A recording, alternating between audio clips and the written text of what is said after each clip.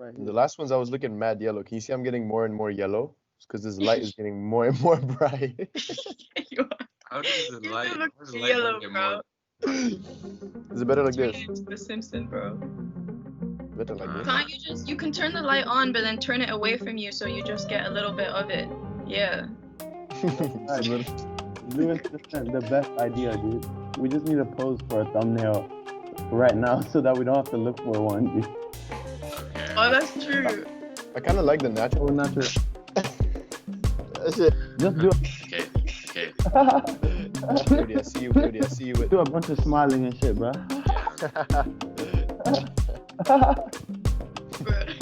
Yes, sir. I'm sure there'll be someone in. Alright, let's just do a quick pose. Just smile. What's that smile, bro? You're not smiling, bro. Oh, This nigga just opening his mouth. He's look at Matthew, bro. yeah, dude. Okay, guys, we gotta get going. Let's this get show going. started. Yeah. Let's do Yeah. it. Okay. Okay. All right, we back. Everybody, we back. This is episode 3, aka the story of Nomad Jo. Building. What's good? Excited to be here. Lit.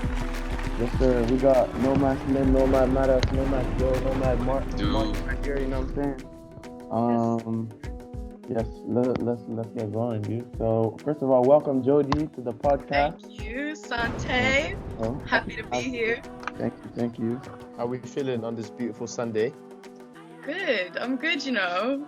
I mean, it's really misty. It's quite cold today. It was a really nice day yesterday. I'm out here in Scotland. Hey, Rep the- Hey, shout out. where in Scotland? So I'm just across the Tay from Dundee. The Tay is a river. Across the Tay. I was about Yes. to say, what is the Tay, dude? It's a river. Yeah.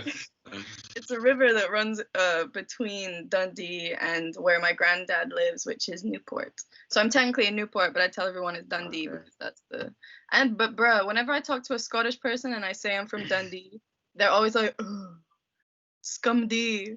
Everyone makes it. Yeah. Okay. Yeah. Scottish people don't What's like the that. tension there? What's the tension there?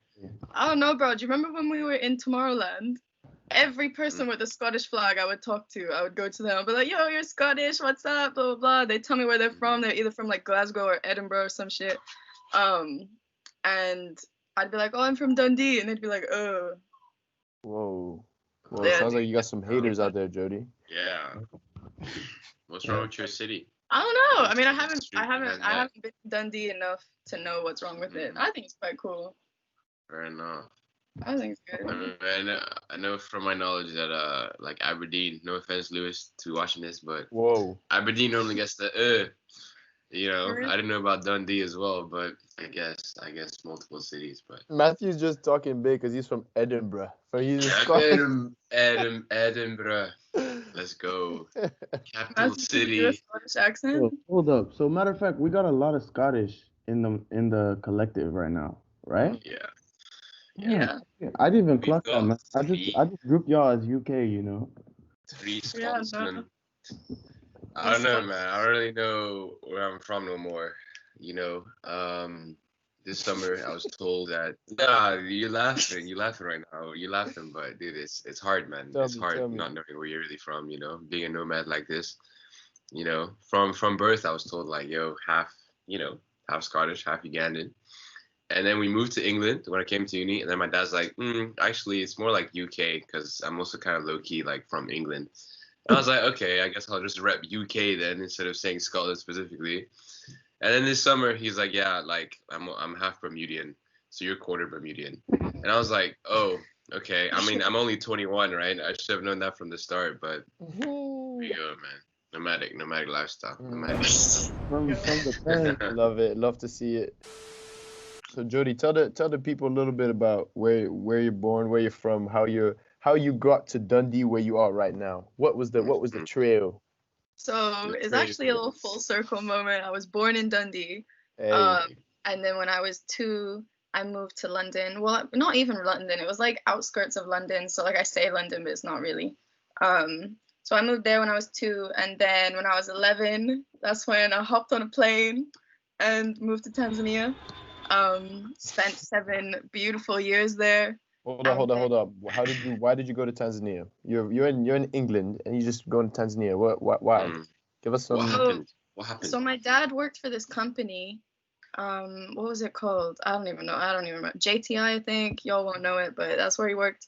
And he comes home one day and he's like, we might be moving to Africa. He said Africa because a lot of UK just call it Africa, And I was like, what? And how old was I? I was 11 years old. I'm this 11-year-old little girl from UK that's had absolutely no proper insight as to what it's like to live in any country in Africa. So I'm like, I just know, stuff in the news. I'm like, what? No, like I don't want to move to Africa, like all this stuff, Just distant savage But- land. No, sir. So I think he got a promotion. I think he was wanting a bit of a change. We were meant to move to Australia, but that didn't happen. So I think when he got offered this promotion, he was like, "All right, we're gonna do it." I remember my parents went for 2 weeks, or no, how long did they go for? I don't know. They went to like look at it, see what Tanzania was like and everything. They came back, said we were moving, and I was like, ugh. I remember the first day that we landed in Dar. I was in the taxi on the way home from the airport. We stop at the traffic lights and all, those people come up to the windows, trying to sell stuff, asking for money, all that stuff. Bruh, I was so, like, it was a massive culture shock for me. I was like, where am I? I was like, what is going on? And the first place that we stayed was Protea Apartments or something like that. South. Mad. Dude, that place was ratchet. There was cockroaches. Like it was not good. Like it was not good. Ratchet. There was cockroaches. Like it was not good. Like it was not good. And I remember my dad was on the phone to his boss or to someone that he was dealing with, saying, "We're not staying here. Like what if like blah, blah." And the next day we moved to DoubleTree. Okay. So then Are these the Protea apartments, the ones in town? No, the ones next to Little Theater. Little Theater. Okay, yeah, that's where we stayed as well. Bruh, we did not get a good room, or we're just very unlucky with that night. And I remember I told my dad I hated him, Yo, what? Because you moved to Africa. No, Wait. dude, no, because again, that was a really tough night. Because I was in year 6. I was finally like, I was just like this little British girl. I was finally I was about to start high school with my friends. I was like, you're taking me away from my friends. Like that. I'm not gonna lie. Like when we landed, like we just, domino effect of just bad things happening. I was just not happy. I was like, you ruined my life. Like you took me away from my friends. Cause like I didn't really know what he was getting us into. And the experience that I had just wasn't, it was just a major culture shock for me. And like, I'm really like, it's not nice for me to admit that, but I was a really uneducated, but also just very naive, like kind of ignorant little white girl, I was like, where am I? Like, what is happening? And then I started school and I met everyone and I was happy. So how long did it take you to finally be like, I'm happy here, or this will do? I missed England for a really long time. I missed my friends. I don't really know. I think it took me a couple of years to get settled, like I'm not gonna lie. Like I made friends and like I was having fun. I was like happy in moments. Well, not in moments, but like it definitely took me a couple of years to actually properly settle. But then once I did settle, I was happy. That's funny because your experience, I feel like it parallels quite well with like Jimmy and I, because when we were living in Mali before we came to Tanzania, right, for like 8 years or something. So I'm like 15 and Jimmy is 12, 13, and we knew we were gonna go to Tanzania, but due to like unrest in Mali and stuff, like there was a coup d'état. Basically, our parents were like, "I bet we leaving in 3 days." That's also why we arrived. Like we came in April. Like I was in 7th grade and we came April, like the most random time of the year. Like I remember teachers didn't really know if they should grade me because it's like 3 months of my years. It was so strange, man. But yeah, it was also very sudden. And so we pulled up to Protea, like we pulled up to a different place, and then we went to Protea Apartments. I'm gonna assume that it improved a lot from when you were there because I thought it was quite all right, you know. Um, but basically, I had the same as you. Like my mom would tell me like, "Nah, you can't do this or you can't do something," and I'll be like, "For real? You just brought me to this country. I ain't even asked to come here. I didn't ask to come here, and now you're gonna tell me I can't do something?" I was like, really, at that time, I was really acting up towards my mom. So I thought it was funny that you were just Dude, like, Mm. I hate my dad, you know? I remember at Protea Hotel particularly, man. You try to leave the house with like cigarettes or something. Oh, mom walked down the stairs. She caught you. She said, "Where you going, young man?" You stayed Oh, home that night. um, rebellious teenage years, man. a lot of beef, bro. There was a lot of beef, man. Yeah. I feel like that's any time that you feel like that you get uprooted, you know what I mean? And like you go into this whole new experience. But I feel like now we have all of us we have like the advantage that like, you know, we can go to a new place and be fine and like be Mm. with like leaving somewhere. So in that sense, it was hard a couple times, but like now in a way we like used to it. So we have the benefit of that for any time in the future when we got a dip, we'll go somewhere else. Mm. Sure, man. Definitely. Yeah, Yes, I say to my dad like I'm so thankful that he made that decision for us to go there. You know, facts. like I Yep. wouldn't have had it any other way. And it's funny because you know when you're younger you don't really understand. Like your parents do things and they make these decisions and you're like what? And you don't really understand. And they're like, trust me, like this is the best for you. And you're like, no, like I know what's best for me. Like da. And then you know actually grow up and you're like, yeah okay maybe you were Right. right. Right. Yeah, for sure. What do you miss the most about being in Tanzania? I mean, that's a very large question. I acknowledge that, but you know, by the end Um, of it, obviously you left happier than when you came. So, yeah. Yeah. For sure. Um, you know what? I think it's just the vibe.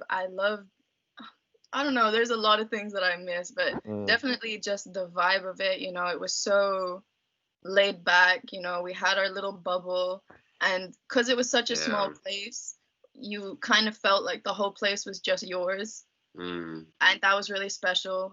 Um, I miss I miss just, you know, one of you guys with a car, you know, Matthew or whatever, Mm-hmm. like pulling not up, me, us going not me. cruising, like, you know, Yeah.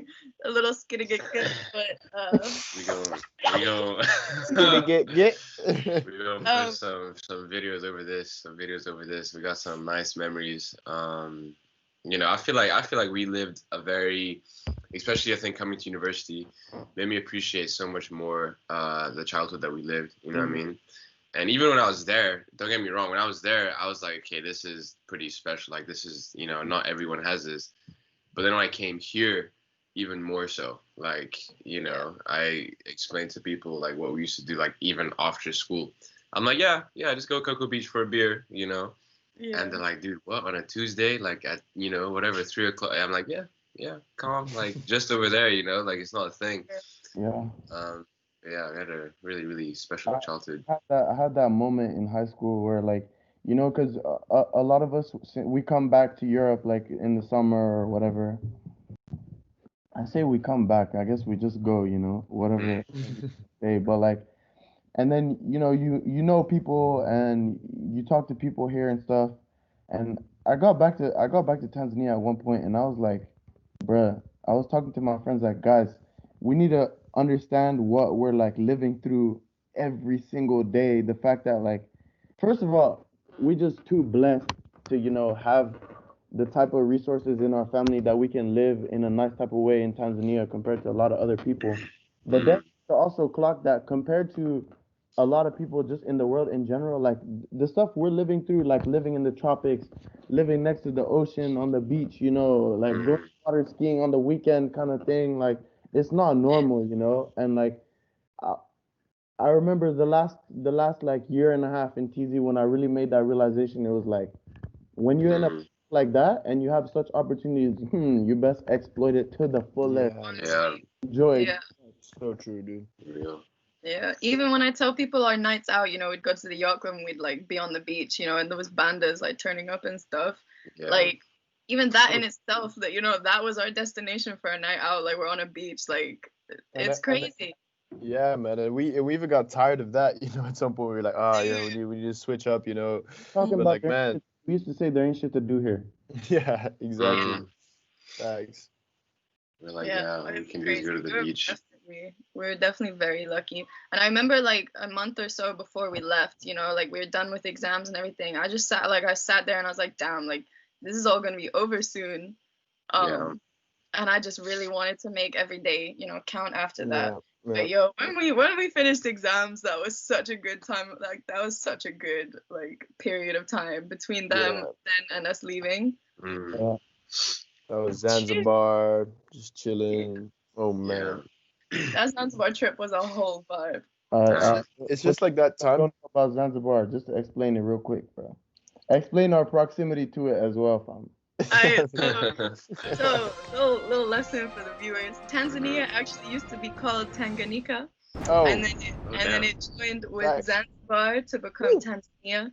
Hey. Um, Tanzania is a little island off the coast of Tanzania. It's about a 20-minute little small plane ride or like a 2-hour ferry. It's a great, great, great place. Mhm. Beautiful. And we were, well, it's kind of like a IST tradition, isn't it, for the graduating class to go to Zanzibar. Yeah. So that was Yeah. amazing. We had our own little like section of the hotel. It was so dope. Yeah. Dude, it was so dangerous, man. The Yeah. way, because we paid like something up front, for like 3, 4 nights or something, and then basically that included like the full package. So we had unlimited like drinks the whole time and buffet as well. But Yeah. man, Blue Lagoon. the bartenders hated us, man. The way Dude, we even could the just be guests, sitting there bro. all day. Yeah, man, we were so rowdy. So Dude, imagine like, cause not everyone there would be from Dar. Some people there would actually be like on holiday to Zanzibar, and then they get stuck at the same time as like a graduating class. We were like at the pool, we were at the beach, like Yeah. we were, Playing bruh. football. essentially just taking up space and making noise, dude. Like, Yeah, Yeah. like Even, unapologetically. yeah. That was so even good. You just graduated high school. Like that's what we Yeah. were supposed to do, man. Even now I'm unapologetic, dude. Nah, I had the same, right. So I graduated 2 years before the rest of the guys, and like we also went to Zanzibar, but I actually did like a couple trips like to go party there, and like besides it being dangerous in terms of what you can do to yourself, bro. I will spare you guys the details, but one of my friends when we were there got straight up drugged at the beach, man. Like we're at this beach party, and we just lost him for like the whole night. So at some point we're just like, all right, man, it's busy. Like we just gotta turn up. It's cool. And we just found him back later somewhere, like off his uh off his head, man. So Um, Stay safe out so there. stay See, there. woke. yeah, you gotta Watch keep your your wits drink. about you. Just because you think you're at the beach and it's in paradise, bad shit can still happen to you. Facts, bro. Yeah. That was the thing about Dar. It felt like such a bubble. It felt like this little like utopia almost that you couldn't really be touched. And that was a big shock to me when I came back to the UK, especially moving to London. Jeez, it was so fast paced, and I was like, wait, no, I miss Dar.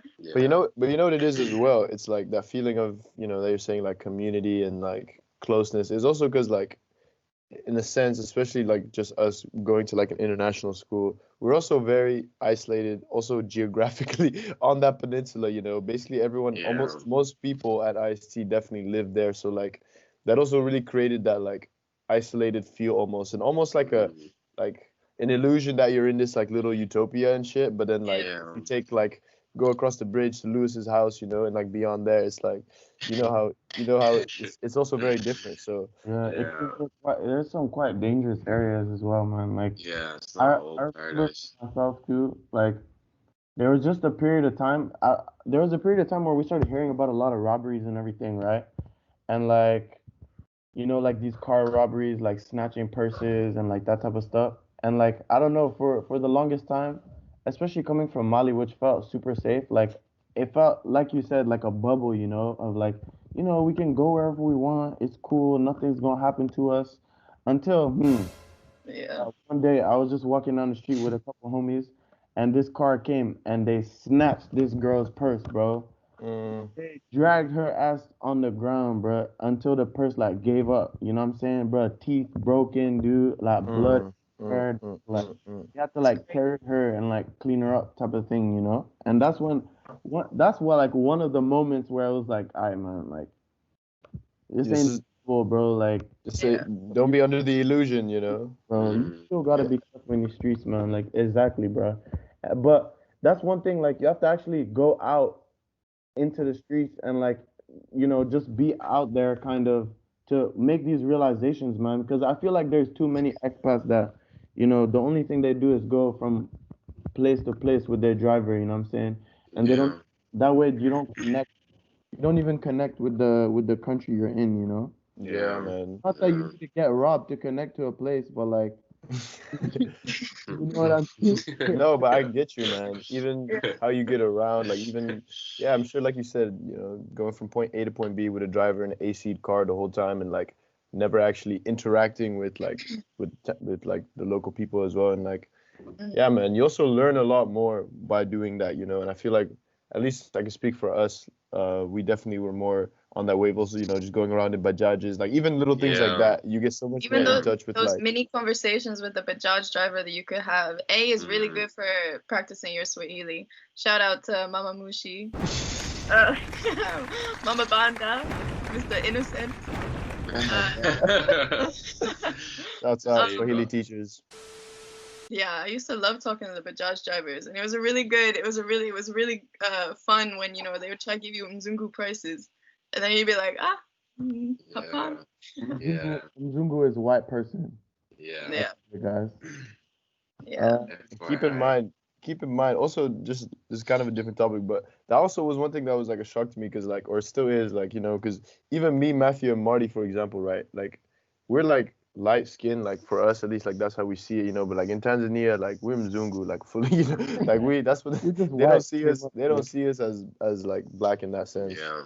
But then when you come here, people see us as like all in one category of like, you know, black people, which was like quite a surprise for me. Like I didn't really clock that. I was like, oh, okay. Like at IST and then like just with our people, it's like you look at me and like, you know, pretty much that like one of my parents is white and one of my parents is black, just because that's the type of things around. But here, no. Yeah, man. It's just black, bro. Yeah, man. Black people, bro. Half the people, they just assume that you're from the Antilles Islands, bro.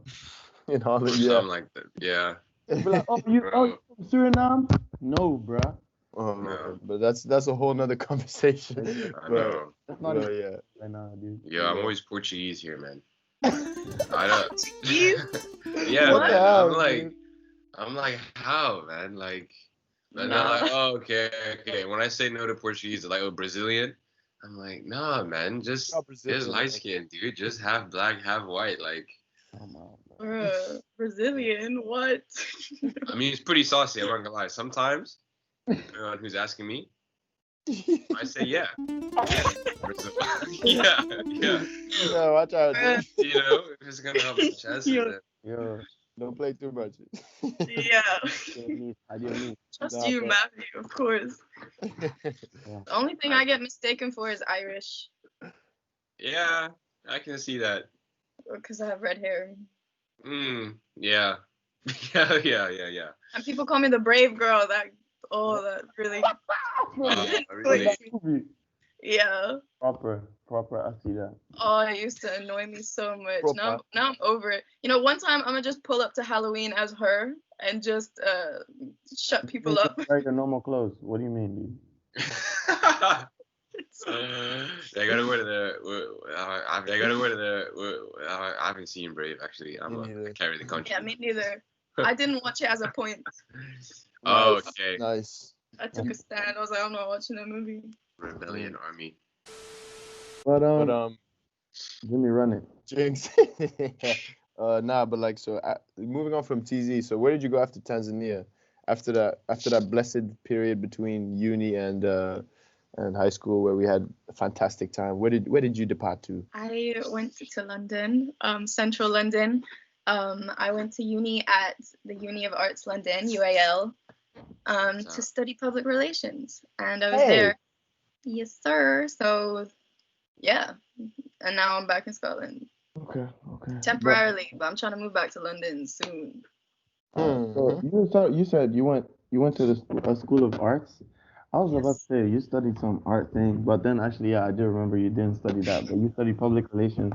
But Yeah. anyways, that's still like a good bridge into like something else I think we want to talk about is like we all know you to be like a very creative person, very intelligent person also. But like, where do you feel that like your creative journey kind of took off? Like, when did you start like developing this artistic side to yourself? Um, oh, that's a hard question. I don't really know. I think I grew up especially with a very creative granddad whose house I'm in currently. All of these pictures up are his pictures. Um, Hey. Time to come to and the front. and he's got certificates and photos here. These are certificates for his Ah, yes. photography and stuff. Oh, okay. So he used to draw with me and do, paintings and all that stuff. And oh, it was actually really cute. So he used to put me and my brother to bed, and he would make up these stories because he worked for Beano, which is a magazine that did Dennis the Menace and all those other cartoons. But that's what he was part of that when he was working. And when he would put me and my brother to bed, he would tell us these stories about Mr. Cow. He created this character for us, and he would just kind of, freestyle these stories when we would go to bed. And he eventually made it into a book. And he like fully wrote and Oh, illustrated no this way. book about Damn. Mr. Cow stories and included me and my brother in it and everything. We've lost it, unfortunately. We lost it in the move to Tanzania. But I think a lot of my creativity comes from me hanging out with him and doing things with him as I was growing up. But then I went to like an arts weekend school when I was in London. I studied dance, acting, and singing. And then I moved to Tanzania, and there wasn't really a school there that I could go to. But I was always in the acting, in the high school, middle school plays and stuff. I don't know. Yeah, I've just always, I suppose, excelled more at creative stuff. And Mm. then I suppose around 16, maybe, I started taking photos and videos of everyone. Mm. Like our friend group, like whenever they were in like a little picturesque thing, I'd be like, oh, it's Matthew and Jimmy. No, Yeah. I made them Yeah. stand for so many photos, bro. Yo, Me and we got Matthew so loved many it too. examples, dude. Like, I mean, yeah, y'all, yeah, okay, yeah. No Me and Matthew loved to complaints. No pose as well. complaints. Yo, man, Yeah, we no gotta actions throw if you some You'd of be the can like, do yo, it. photos. seriously, is it time? Is it time? Is it Are we time? ready? Is it time? Do I look Yeah. good? Do I look good? Yeah.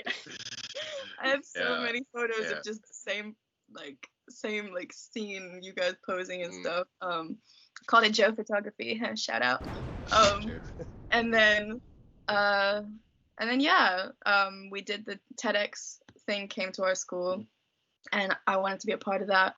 And Irfan put me into I think it was Irfan, yeah, Ben and Irfan put me as the PR person with Malika. And that process kind of introduced me to PR, and that's what made me apply for it for uni. So Oh, I actually didn't know that. That's yeah, cool. you were also in this TEDx thing, right? Indeed, indeed. Speaker committee, yeah. Yeah, Yeah. I was it was also really in. fun. It was a really good experience, I think. Oh. Matthew. Matthew was in it too, Yo, guys. I was also in it, guys.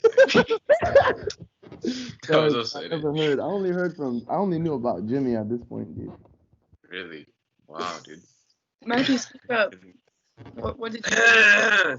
Yo, dude. So I was in the art committee, and we designed the stage, we designed the t-shirts, we designed the lanyards, we designed everything that was basically made. We had the bands, which I'm not wearing right now, Those but bands are still. tight, man. You still got yours? Nah, dude. Like that's the thing. So it was great place to create stuff and everything like that, but quality was an issue. So my band dissolved in the washing machine, I think. Why would you Uh, put me I don't think you're so, supposed to put them in the washing machine, Matthew. Yeah, oh really? trying to blame it on quality. Nah, man. So dumb. Yeah. So mine disintegrated into nothingness basically, but it was a good time while it lasted. So when you were like now at uni, like you're obviously studying PR, which in itself is also requires a lot of like creativity and stuff. What were you doing like other things the past 3 years that were like, I don't know, keeping you in that creative spirit, like photography, and like did you keep that up? You know what? Like I lost track of a lot of that stuff while I was at uni.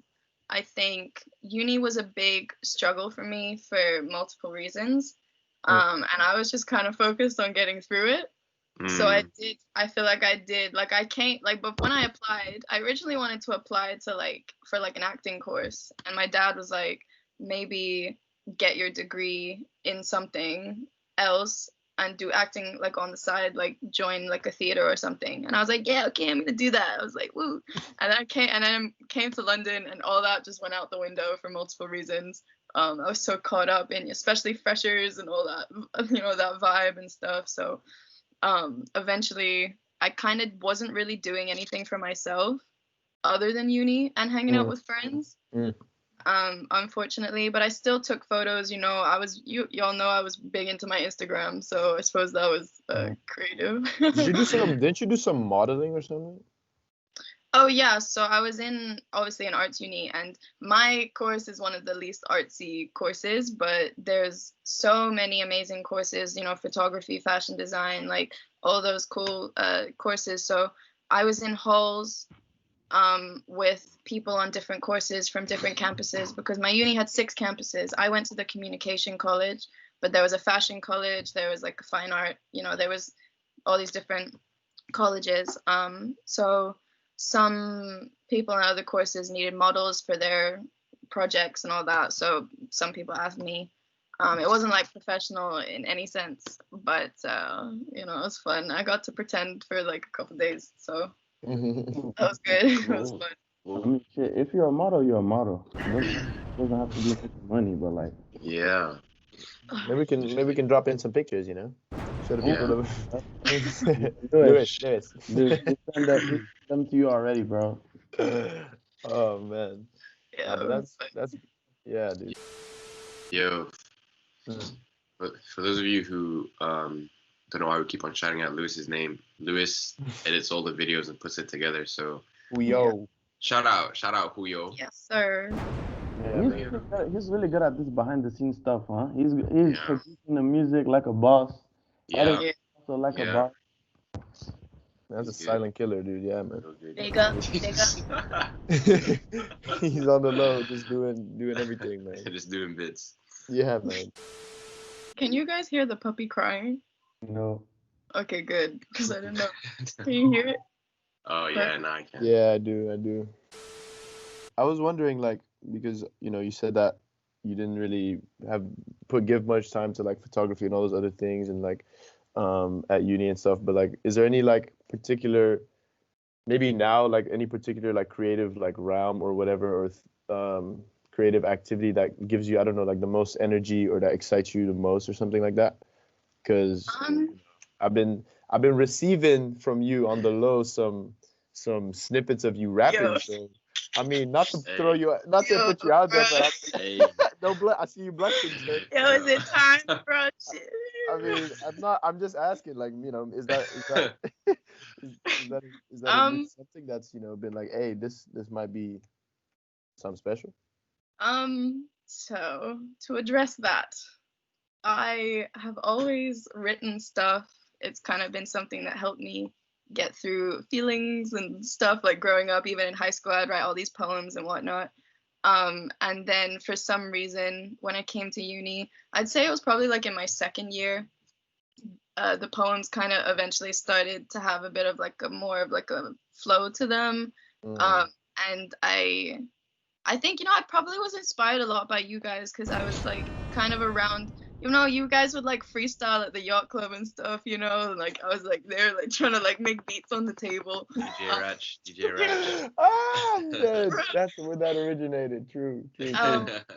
Yeah, and that's actually a funny story, but I think, yeah, I don't know. Eventually, I just kind of started writing more, and I don't like to call them raps because I don't think they're. I don't know. I just say I write stuff. I mean, but yeah, they're raps for sure. But anyways. Yeah. Look, I mean, at the end of the day, it doesn't matter what you call it. Like, it's just, you know, what. Yeah, it's your thing. Yeah. So right.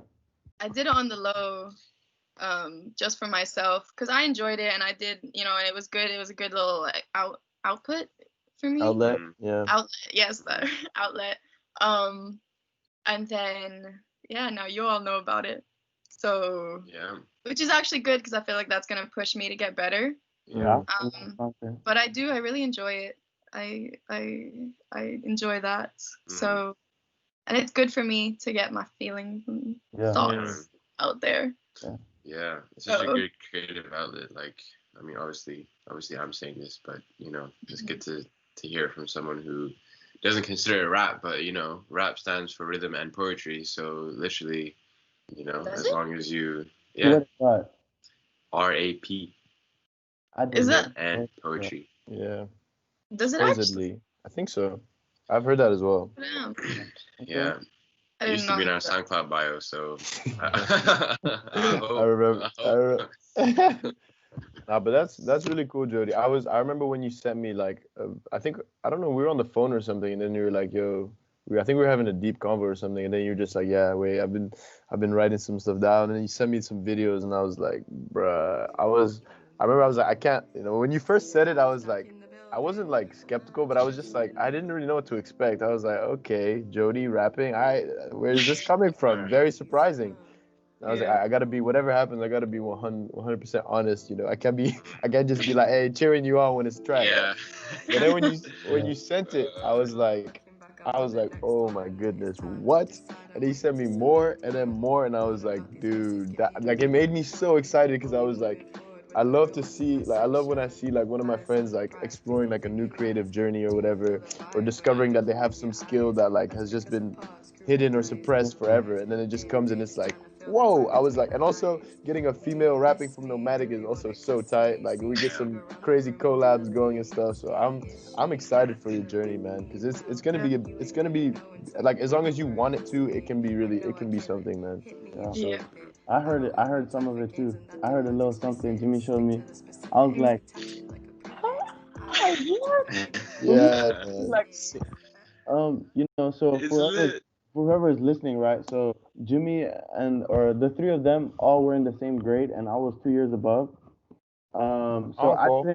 I wasn't as tight with y'all all this. Really, I wasn't as tight with y'all all this time, you know. So Jody, like, I did not expect that from you. And then Jimmy was like, "Yo, man, you gotta hear this." I was like, "Damn, Dude. what?" Yeah. And like, the one thing is, right, I like that you're using it very much as like an outlet, because I feel like there are certain people, right, when it comes to music and stuff like that, they might use it not so much as an outlet, but more as like doing it for the sake of doing it. You know what I mean? Whereas when you can really tell when an artist is like using a certain medium as an outlet for like their emotions and, you know, their feelings, etc. And that's when like the art they produce can be really good. Like, of course, there's the talent of the music also involved, or like the rhythm, etc. Because some people will use it as a medium, as like a outlet, and it's still trash. Um, but then, you know, the fact that you're using it to represent your emotions and get that out there is what makes it all the stronger, you know. Yeah. And so you just have to eventually, if that's what you want, eventually you have to also become comfortable with being like, all right, this is something I'm gonna share with people, even though some of it might be very much like, hey, this is, you know, this It's is me. very it This, makes you very vulnerable, man. yeah, It is a vulnerable thing, man. Like, Yeah. and That's why I was scared to share it with you guys also, like, because it was something that I was keeping for myself for so long. And also, you know, y'all have been rapping. And I don't know, it just would become very real once I share, like, once you guys get yeah. involved. So now it does feel real, and like, honestly, I appreciate all your like kind like words and all your support and everything. It's been also like more of like a confidence boost, because you know, I would write things for myself and I would never ever record it, because I was like, you know, like, I just, if I was feeling down or if I was like in the mood, I would kind of just put the beat on and like do it for myself. But like, I never Right. really recorded it because I was like, it's not really anything that I'm ever gonna like pursue and stuff. But now, like, sharing it with you guys, like, you're making me like really excited about like sharing it with people, and I never really considered that for myself. Which is also just such a great thing about Nomadic, is that it's allowing us to like explore so many different creative things. And, you know, if we didn't have Nomadic, I would never think about like posting this stuff on like my actual account, or like, you know, even considering sharing this with people. So Nomadic is just it's a blessing, bro. Do you guys want to see my puppy? She's scratching at the door. Yeah, why not? Yeah. Personally, at least, right? The little puppy. I think that even if 0 people watch this podcast, or 0 people listen to any of the songs y'all make, or 0 more people follow our Instagram account from today on, just the fact that Jody feels more comfortable in doing her art and like expressing herself in that way, it's fine by me, dude. Nomadic can be done today. Like that's Facts. it's just the Big facts.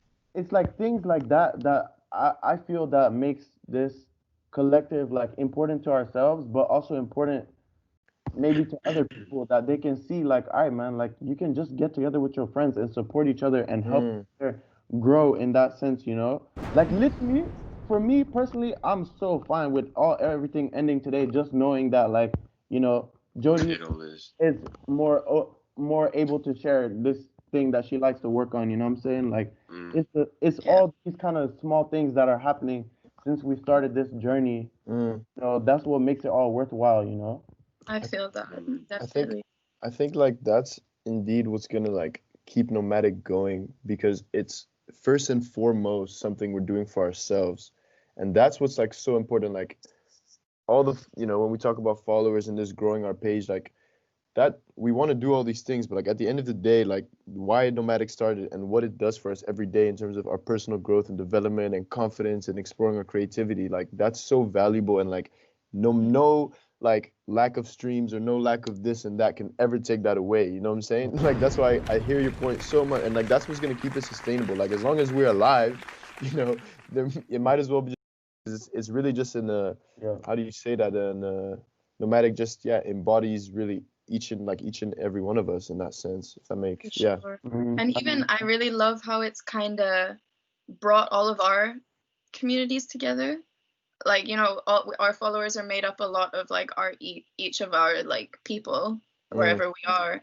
And now like whenever like one of your friends is on Who Dis Wednesday, you know, I'll follow them, and you know, I'll, you know, say, yo, like great Who Dis Wednesday, like then I'll start liking their stuff, commenting if I like, you know, if I want to comment, like, they'll do the same to me, reply to stories. Like it's been really good to like introduce us to each other's communities and like create kind of one big community that's like rooted not only in creativity but also just our love for each other and our support for each other, which is also just such a good thing. I love Nomadic, bro. This has been such a blessing, and I feel like it's come at such a good time for all of us. Like I feel like it's letting us grow, but I think we're all at the point, we're at a great like optimum point for that growth, you know what I mean? Like we're ready to grow. Yeah, I love that, man. We're ready to grow. We're ready to fly from the tree, fly from the nest. Yeah, man. Like you said, Jimmy, like this will just continue existing as long as we keep on, you know, putting energy into it, and like putting energy into this project. I feel is also putting energy like into ourselves, you know, like even this podcast, you know, like the three of us, me, Jimmy, and Matthew, like, okay, we're gonna go away from this feeling a little bit more inspired by how Jody is developing her artistic medium of music and poetry, right? And that's something that we're gonna take away from it, no matter if 0 people or 10,000 people watch this. And the same way last week, like that conversation we had with Ali, like I haven't spoken to him like that in years, man. I haven't, you know, like as much as he's my brother and my friend, like we haven't had a long sit down conversation in a very long time. And so we learned a lot of stuff there as well, which is that's like the point. And then if we can learn something from that conversation, other people can learn something from that conversation. And that's where I think it's like this value that we're, you know, that we're creating and trying to share. And one day more people gonna catch on, dude. One day more people gonna catch on. But for now, you just need to keep on doing that and keep on learning stuff, you know what I'm saying? Yeah, as long as we just stay true to ourselves, man. That's what's gonna keep it alive. For real. Mm. Yeah, man. But yeah, on another note, bringing it swerving another way. So you obviously came into Nomadic at the same time as Maya and Ali. Um, how did that feel like when when we hit you up and shit? And also, you obviously made a huge impact on Nomadic. People might not know about it, but we know very well. So maybe you can tell us a bit like how that process was of joining, and also, you know, getting that freedom to take Mhm. your spin on Nomadic, and how was that for you? Well, I was really honored, like, because I remember when you guys first came out with the Instagram page, I was really excited to see what you guys were gonna do. And once it all was up and running, I was like, a little cheerleader on the side, like, ooh, I was really excited for it.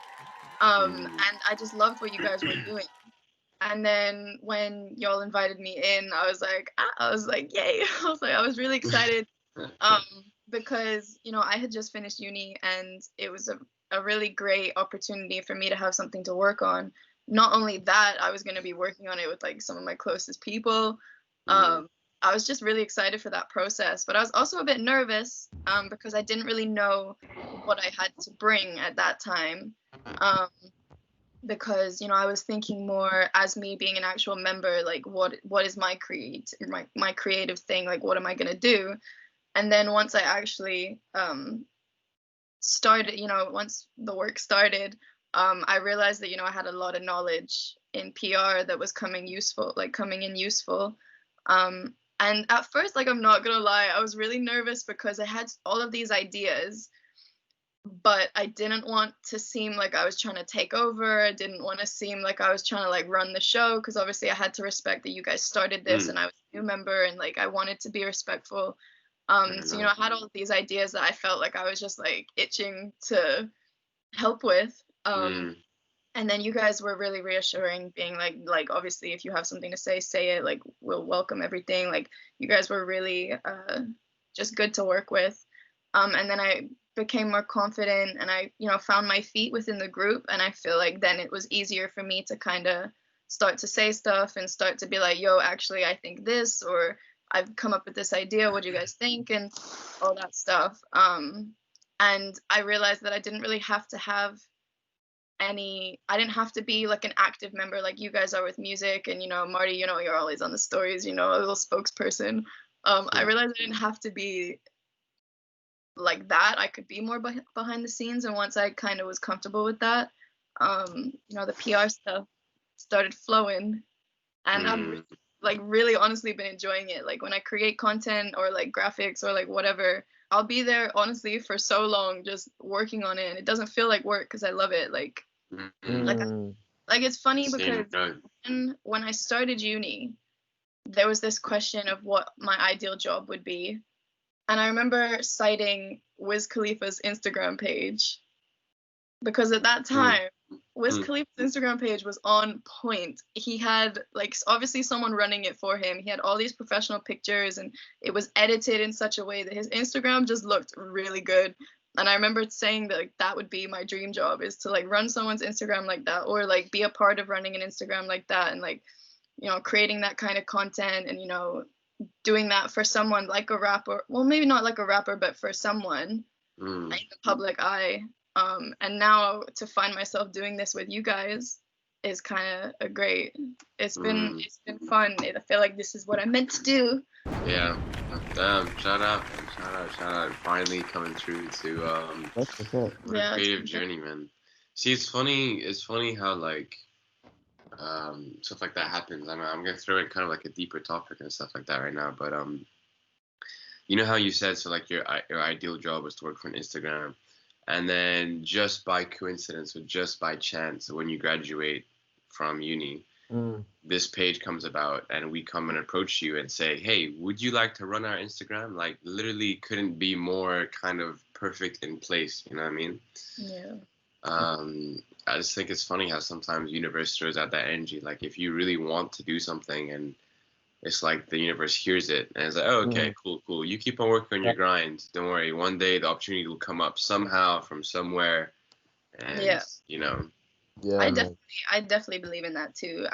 I believe so heavy in like the energies of the universe and all that stuff. Mm, And going back to what I said, that I feel like Nomadic has come at such a good point. Like if you guys had maybe approached me about this last year, it'd mm, be a whole other story, because I was in such a different place. Like you guys literally approached me at a place that I was I was good, you know, Yeah. like, yeah. and I felt good, and I felt, Mm, you know, I'd conquered a mm, lot. And I felt ready to take on something like this, and I feel like the universe had a lot to do with that. Well, I mean, in Mm, the I sense mean, that finally, like, it happened, and I yeah. believe shit, like, stuff will happen, like, when it's meant to. I Yeah. think mm, Life finds a way. that's quite interesting as well because, like you said, last year you might not have been ready, but this idea was the inception of Nomadic occurred like last year, right? So like, I believe it was summer 2019, right, Jimmy? mhm. Like summer 2019 is when me and Jimmy kind of first started talking about this idea, and like so many phone calls and just what is it that we want to do? You know what I mean? And Mm, like, of course, it even looks very different from what we thought it might actually be. And the thing we're saying is like all these dominoes are like falling into place almost. It's not smooth like that, but basically, right? You said last year you would not have been ready. Nomadic wouldn't also be what it is without you and without every member right now, without each of us. And so, in that sense, right, if for just saying, like, if Corona didn't come about, like, Corona was like the impetus for this thing just to get off the road, yeah. We didn't True. have to go to class. Everybody was at home doing nothing.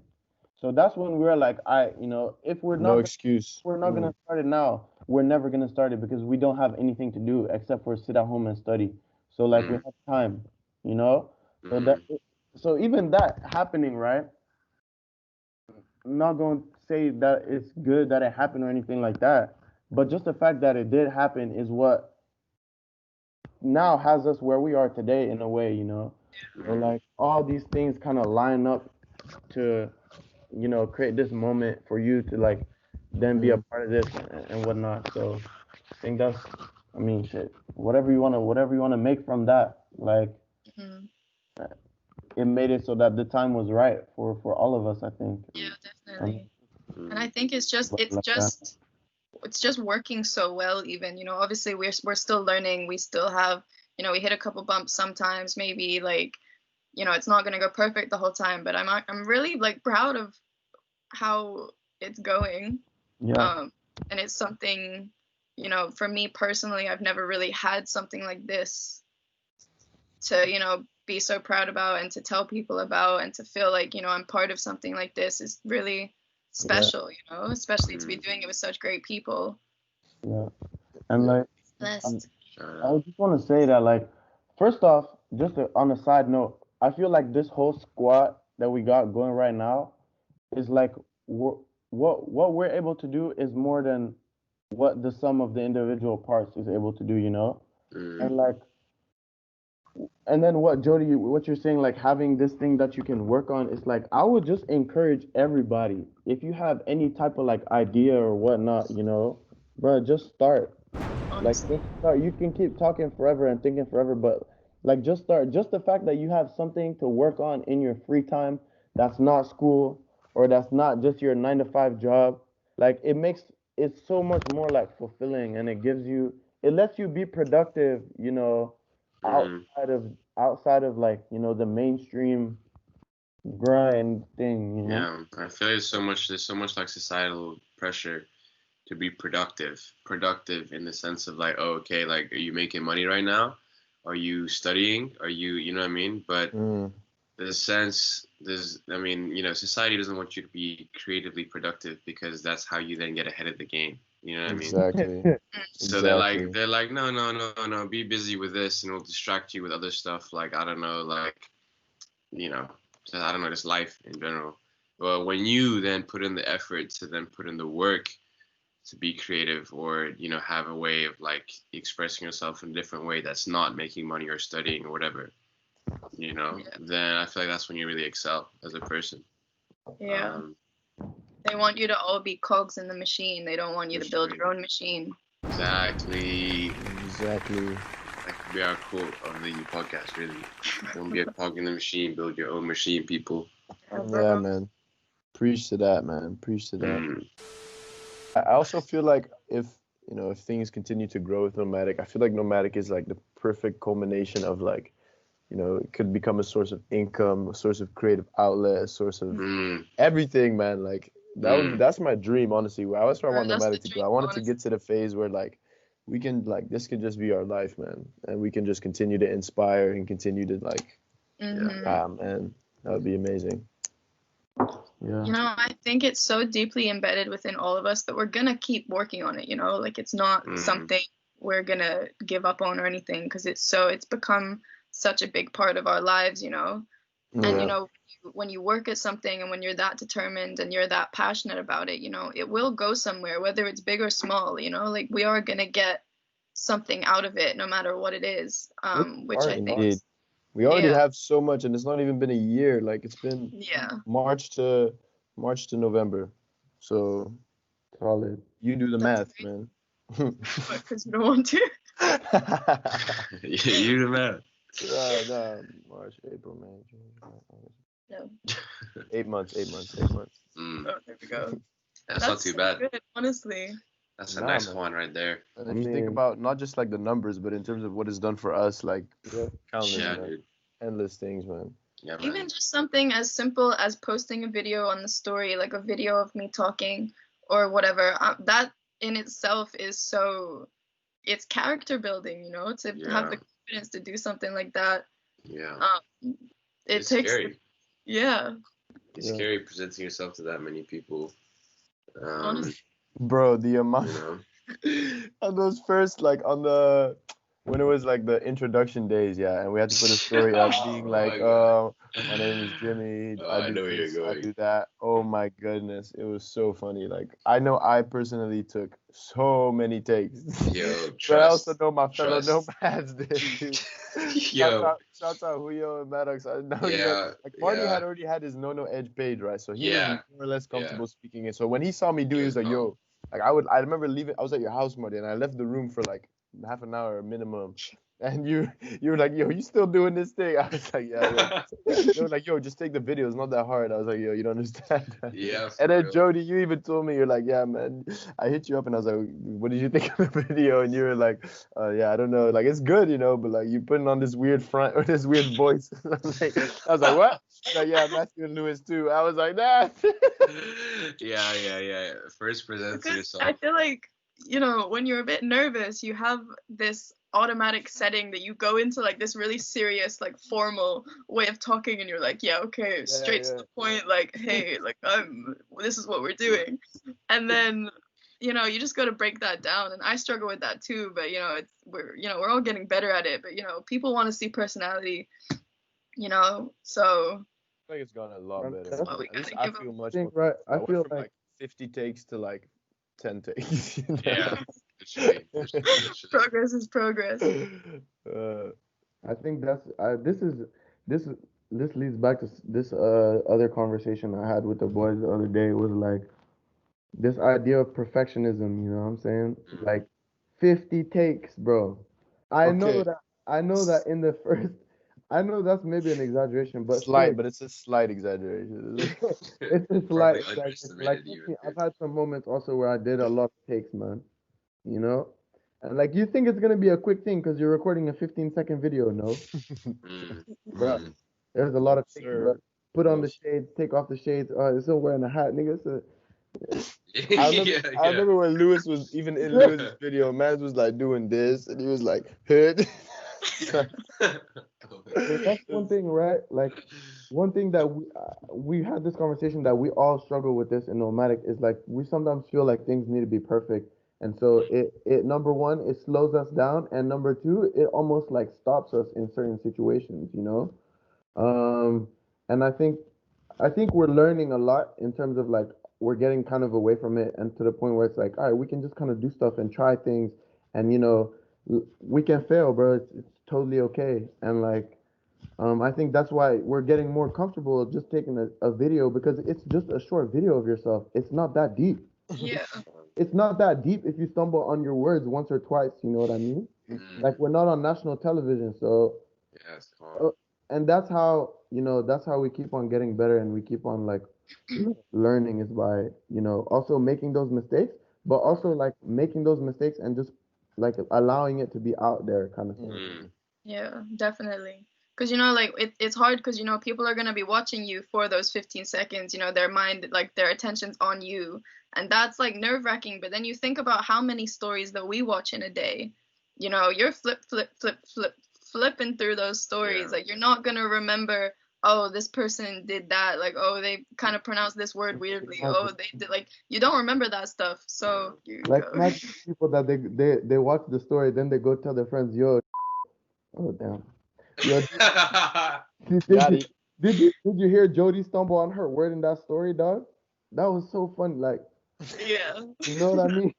Like, they go tell their households, like, Be like, hey, check this out. yeah, Jody, look, it's about to mess up right now. Look, Yeah. I'm Put gonna up the show you big again. screen.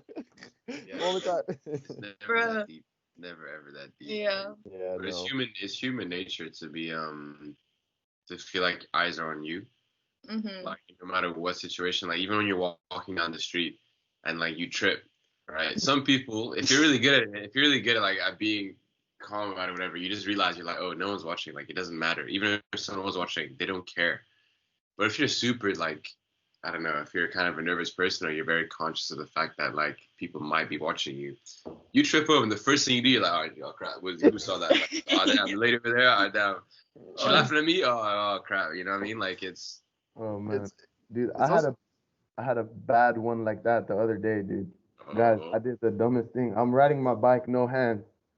oh No dear. hands, yeah. And I'm just eating this apple, like chilling, like Uh, whatever. And I take this apple, and there's a pond, yeah, and I launch it. Bruh, as soon as I launch this apple, I'm on my bike, no hands, mind you, yeah. I launch this apple, I lose balance, and I just, like, and I just, I'm in the middle of the road with a busy area, and I just smash to the ground, dude. You don't even know. bro, I that's I did not look at anyone, dog. I you got just up got up. so quick, and I was like, "Ah, I'm out, dude. I'm out. I can't even see anybody's reaction. I myself being an idiot, man. Bro, that's the other thing I do as well. If I embarrass myself real bad, I don't even, I literally try and ignore everyone that happens. I'm like, let me just leave the situation right now. It didn't happen. It didn't happen. Like, that's pretty bad though. Because hands on a bicycle, you best believe everyone's watching you like, I hope he falls right now. Bro, that's fucking uh, man. Nah, that's funny, Yeah. man. I had a Yeah. moment like that. Because when I'm in the tube, for anyone who doesn't know, that's like the train stuff in London. Metro Boom. I'm one of those people, you have the London people that always look like they're in the rush. I'm one of those people, like, I hate dilly-dallying on the tube, especially if I'm on my own. Like, I'll walk down the escalators, I won't wait. I'll walk up the escalators, I'm walking A to B, like, as quick as I can. Well, not like speed walking, Yes, but fitness. How are you? Keeping What? fit. But one time I was walking up the escalators and my toe got caught on one of the steps and I kind of fell forward. And I just had to get up and keep walking, bro. I was like, yo, it was busy too. There's so many people, like, you have to stand on the right and then walk up the left. There's so many people. I was like, yo. That's one of the one places I never want to trip. There's like people who are rushing. Again, they're just looking at you. So if you fall over, they laugh at you, man, shamelessly, because they're like, why are you rushing so much and stuff? Yeah. Hey, but moving on to sort of the last thing we wanted to talk about, just because we've hit almost an hour. We still want to talk about a couple of things. Just sort of switching up the topic and the vibe.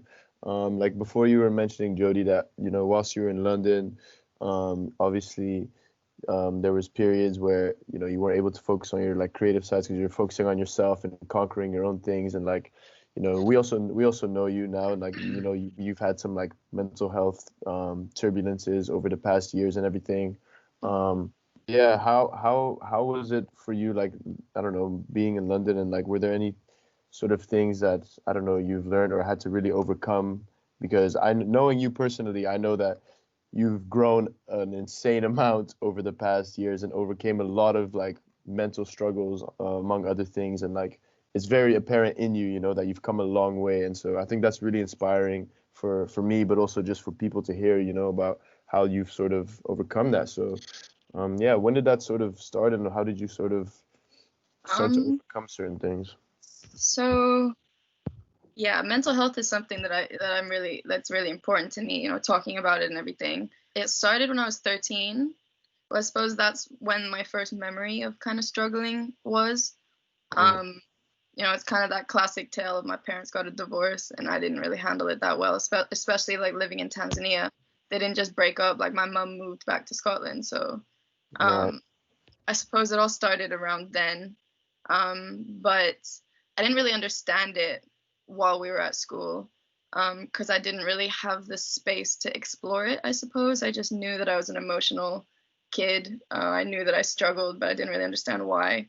Mm, Um, uh, yeah, I don't really know. I suppose it got a lot worse when I came to London because I think a lot of us international kids would struggle anyway, moving from obviously where you were living, coming to, somewhere in Europe. Like I really struggled just alone with moving from Dar to London. yeah, for Um, sure.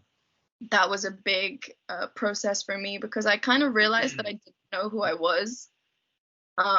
I thought I did, and I Mm, thought I was this fully realized person. Once we graduated, I thought, and moving to London, I realized like, who am I? Like outside of the context of our friendship group, like who is Jody? Like because even mm, when we were in Dar, I didn't really have hobbies. I didn't really do anything other than hang out with you guys. right. And that was a big thing to do with my mental health. Also, is that I didn't ever really want to be alone, and I was never really at home. Like if I had the opportunity to go out with you guys and hang out with my friends, like I would take it.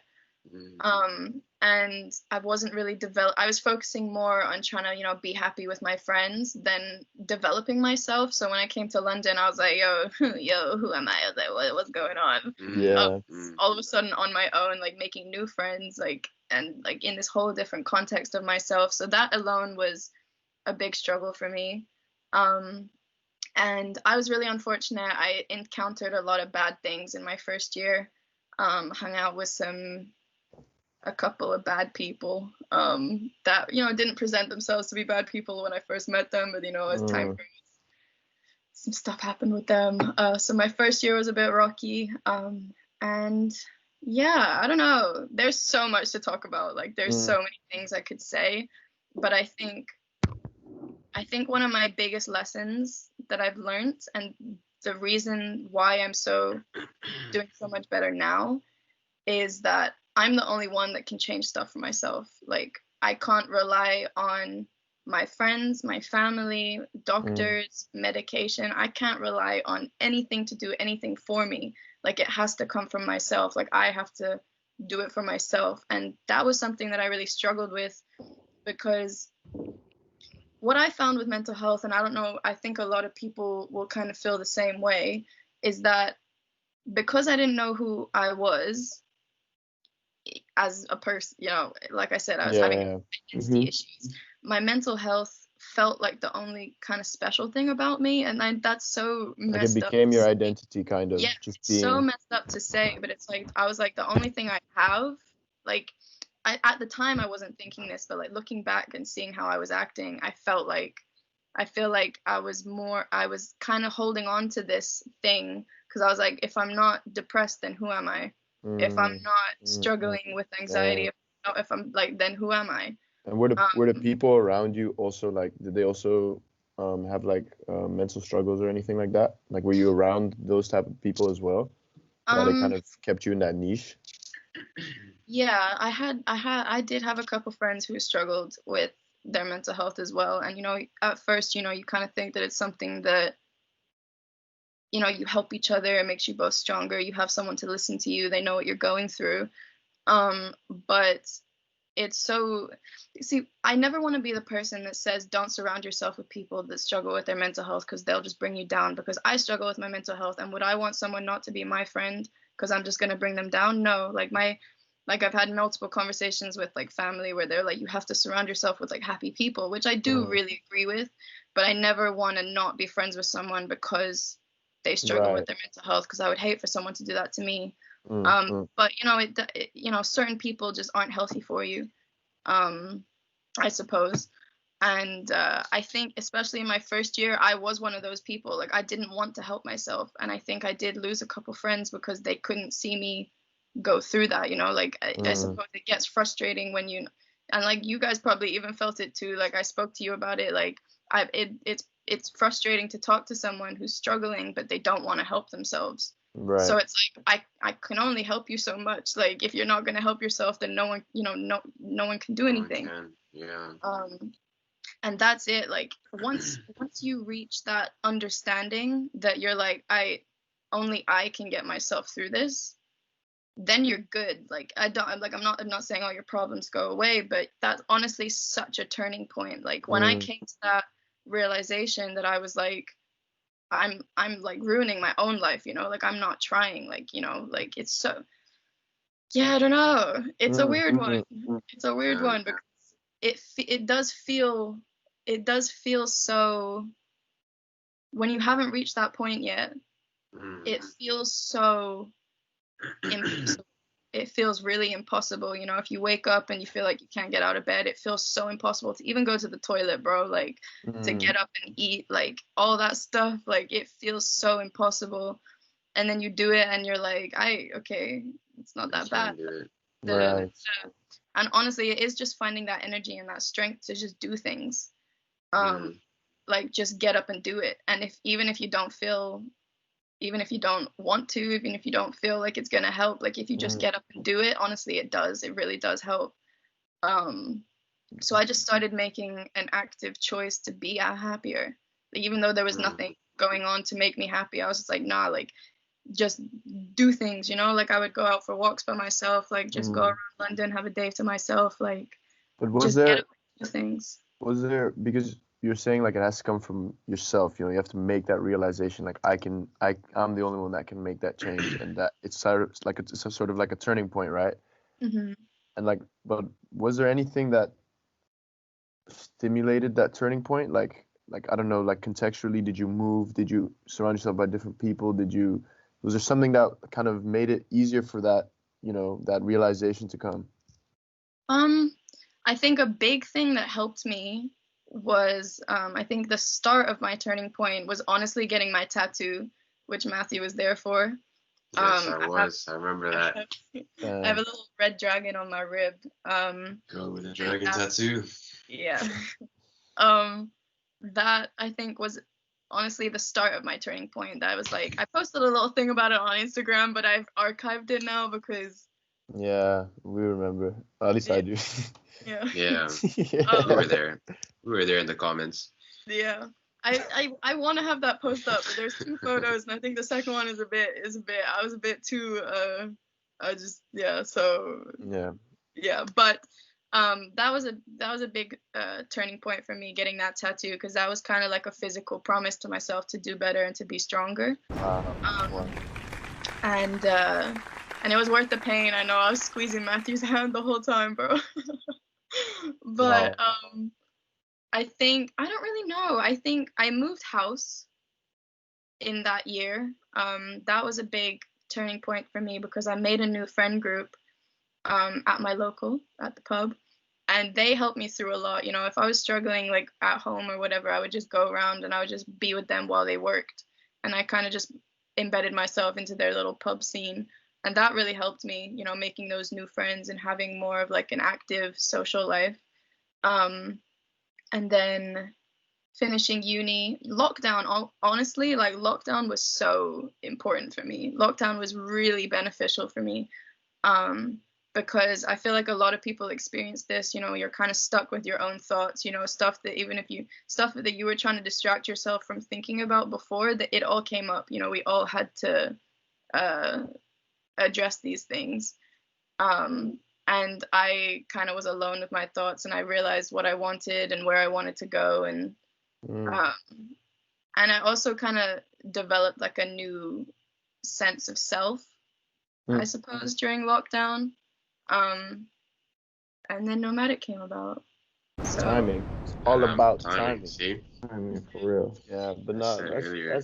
that's interesting though, cause I always wonder, like, I don't know, I've had some friends with like some mental struggles as well, and like I always feel like doing something new or surrounding yourself by new people, new places, new things, getting a tattoo. I feel like those little things can make such a big difference. Like it can just be like a little trigger to realize like, damn, there is something outside of this inner struggle and this inner like this space that I'm in. So that's cool, man. That's really inspiring to hear that. Yeah, thank you for sharing that. I know that's it is quite a sensitive topic, obviously, to be talking about. So we appreciate you being really honest and just sharing with the fam. Really, like.